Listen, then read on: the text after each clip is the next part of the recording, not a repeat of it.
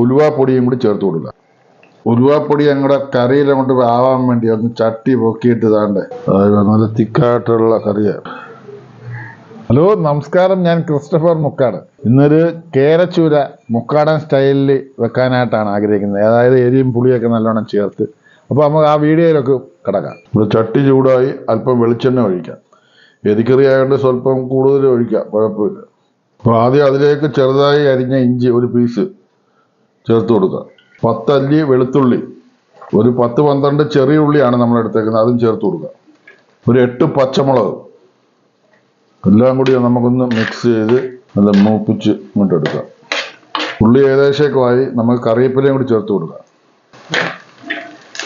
ഇതവിടെ ഒന്ന് ഇളക്കി മിക്സ് ചെയ്തെടുക്കുക. ഒരുപാട് മൂപ്പിച്ച് കളയേണ്ട കാര്യമില്ല. നമ്മുടെ മീൻകറിക്ക് ആവശ്യമായ മസാലക്കൂട്ട് തയ്യാറാക്കാം. അതിന് 1 ടേബിൾ സ്പൂൺ മുളക് പൊടി, നമ്മൾ ഇട്ടേക്കുന്നത് സാധാ മുളക് പൊടിയാണ്. അതിൻ്റെ കൂടെ കാശ്മീരി ചില്ലിയും കൂടി ഒരു 1/2 ടേബിൾ സ്പൂൺ ഇടാം. 1 ടേബിൾ സ്പൂൺ മല്ലിപ്പൊടി, 1/2 ടേബിൾ സ്പൂൺ കുരുമുളക് പൊടി, 1/4 ടീസ്പൂൺ മഞ്ഞൾപ്പൊടി. ഇത് ആവശ്യത്തിനുള്ള വെള്ളം ചേർത്ത് ഇതൊന്ന് മിക്സ് ചെയ്ത് വെക്കാം. ഇതെല്ലാം കൂടി ഒന്ന് മിക്സ് ചെയ്ത് ഈ ഒരു രീതിയിലാണ് നമ്മൾ അരപ്പ് തയ്യാറാക്കി വെച്ചത്.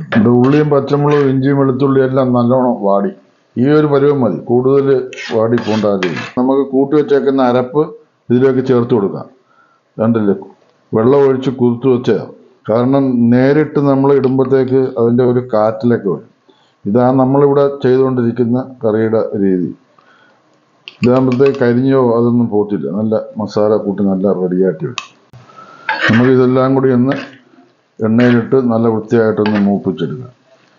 നമ്മൾ കുതിർത്ത് വെച്ചത് കൊണ്ട് കരിഞ്ഞു പോത്തില്ല, നല്ല കറക്റ്റായിട്ട് നമുക്ക് മസാല കൂട്ട് റെഡിയാണ്. മസാല നേരിട്ടിട്ട് കഴിഞ്ഞാൽ ആ എണ്ണയുമായിട്ടൊരു ബന്ധമില്ല. ഏകദേശം പകുതി പരുവമായി അരപ്പ്. അപ്പോൾ അതിൻ്റെ കൂടെ ഒരു 4-5 അല്ലി വടക്കംപുളിയും കൂടി ചേർത്ത് കൊടുക്കുക.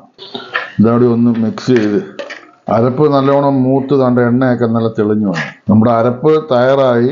നമ്മൾ വടക്കംപുളി നേരത്തെ ഇട്ട്, എങ്കിലും കടൽ മീനായതുകൊണ്ട് ഒരു വാളംപുളി ഒരു നെല്ലിക്കയുടെ വലുപ്പത്തിൽ പിഴിഞ്ഞത് നമുക്ക് അതും കൂടി ഒന്ന് ചേർത്ത് കൊടുക്കാം. അപ്പോൾ ഈ ചേരുവകളെല്ലാം കൂടി നല്ലോണം ഒന്ന് മിക്സ് ചെയ്തെടുക്കാം. നല്ല രീതിയിലുള്ള അരപ്പായി. അരപ്പിന് ആവശ്യമായ ബാക്കി വെള്ളവും കൂടി നമുക്കൊന്ന് ചേർത്ത് കൊടുക്കാം. ഒരുപാട് ലൂസാക്കേണ്ട കാര്യമില്ല.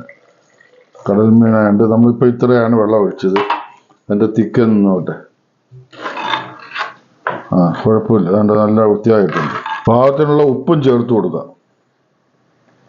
നമ്മുടെ അരപ്പ് കംപ്ലീറ്റ് ആയി. അതുകൊണ്ട് ഈ ഒരു പരുവത്തിലാണ് ഞങ്ങൾ വെള്ളം ചേർത്തേക്കുന്നത്. കാരണം 2 ടൈപ്പ് ഉണ്ട്. ഈ ഫ്രിഡ്ജിൽ ഇരിക്കുന്ന മീനാണെങ്കിൽ മീനിൽ നിന്ന് വെള്ളം ഇറങ്ങാൻ ചാൻസ് ഉണ്ട്. അപ്പോൾ അതുകൊണ്ട് വെള്ളം കുറച്ച് വെക്കണം. അല്ലാത്തതാണെങ്കിൽ നമുക്ക് കറക്റ്റ് പരുവത്തിൽ നമുക്ക് വെള്ളം ആഡ് ചെയ്ത് ഈ ഗ്രേവി ഉണ്ടാക്കാം. ഒരു അല്പം നേരം ഒന്ന് അടച്ചു വെച്ച് വേണം, അതിൻ്റെ പുളിയും ആ മസാല കൂട്ടൊക്കെ ഒന്ന് റെഡിയാവുന്നത് വരെ. നമ്മുടെ അരപ്പ് തയ്യാറായി.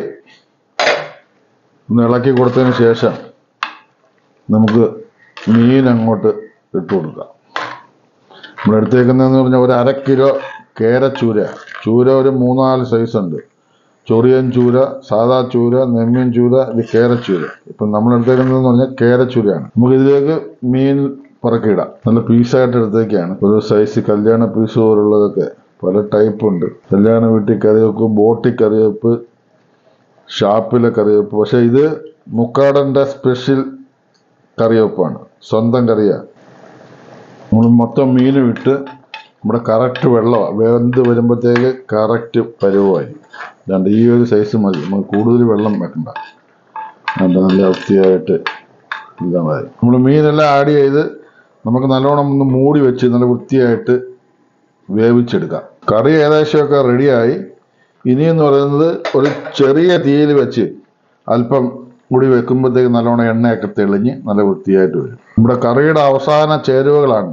അതിന് 1/4 ടീസ്പൂൺ ഉലുവാപ്പൊടിയും കൂടി ചേർത്ത് കൊടുക്കുക. നമ്മുടെ ഉലുവാപ്പൊടി ഞങ്ങളുടെ കറിയിൽ അങ്ങോട്ട് ആവാൻ വേണ്ടി ഒന്ന് ചട്ടി പൊക്കിയിട്ട് താണ്ട് ഒന്ന് കറക്കി അങ്ങോട്ട് കൊടുക്കുക. കറിയൊക്കെ നല്ലോണം റെഡിയായി.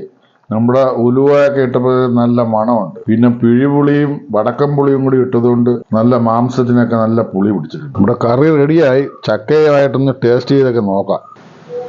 നല്ല തിക്കായിട്ടുള്ള കറിയാണ്. അയ്യോ, അപ്പോൾ ഒന്ന് ടേസ്റ്റ് ചെയ്ത് നോക്കട്ടെ. നല്ല ചൂര വേണ്ട, നല്ല വെള്ളച്ചൂര.